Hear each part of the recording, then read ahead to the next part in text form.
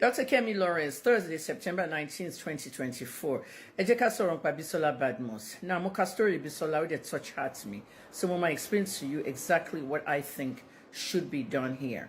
Now, Bisola, I hope you are watching this video because when I'm watching video, sure, nearly right? It's very short. 2124 and a favorite number means see. In September 19th, 2024. Okay, ni 21-24% to my one by.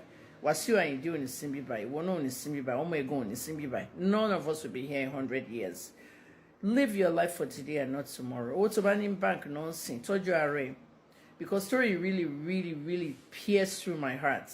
What's live life, Bisola? Shorty year, 60 years old, me. Me will marry Okori. Alright, would there be more metaphor meji? I want only story me walk but only sorrow. But our bold, our less sorrow. There are many that cannot talk that have this exact same story. Shotiye, just a small story go for our father so do it. Show you when I was 22, I met a man who said he was 30. Who dates me briefly. Okay, so we had intercourse, pull out method, go walk. Obviously, Molonyu, Mobiomo. Today my son is 37. Autistic. Mo deal throughout my life. Belugo perils autism. From being violent, from not talking, we'll go through a lot. Lane your mom in Philadelphia, USA. Okay? Only security, only but nobody thought he could talk, he could function and all that. In 2021, Nengi she one kind of challenge. To say, what were you doing at 22 years old? I think it was at 22 or at 23. Nengi wani can join challenge, with the Lord join challenge. At 23, I was a single mother of one. I got pregnant for a Lagos guy called Tunde. I will reveal who it is on Father's Day.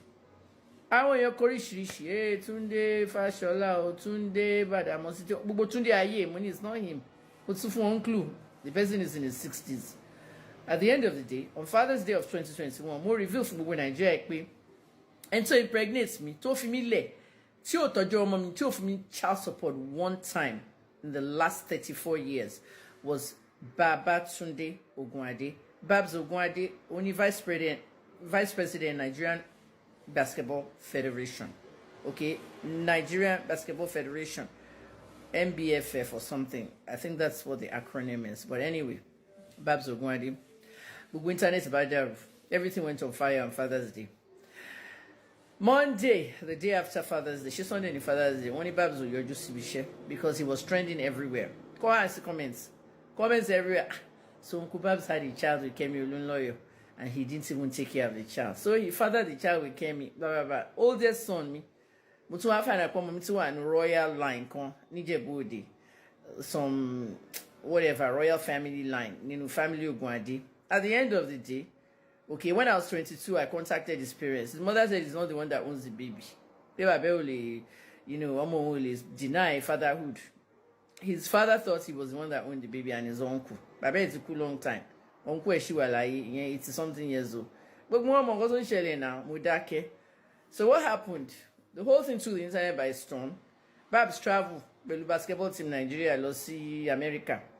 While contact mommy. But she contact mommy. I want here. Obi mommy girls. I want no contact as long as I want to contact mommy through Instagram, social media. So at the end of the day, oh my God, you are my sister. Once I link we go together, sha.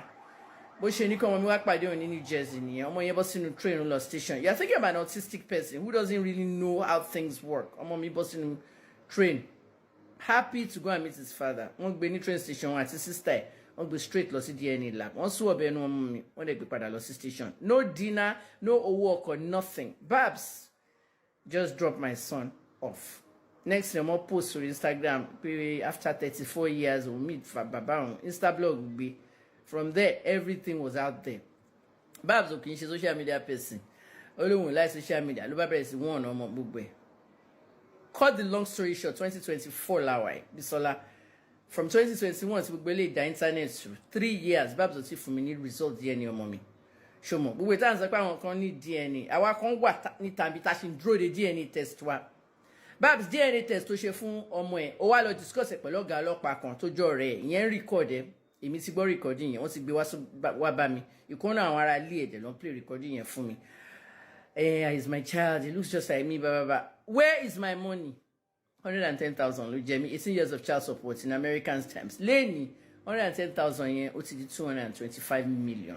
Imagine owing me that. She told me, me about embassies, me about child support groups, me about I want to stop visa to the next trip to America, to my disgrace team.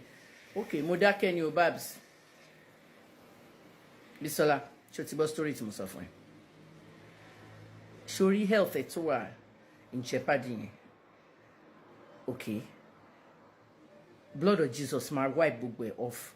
Mungba on stories about cancer or tumor or something. You are going to heal. No doubts about that.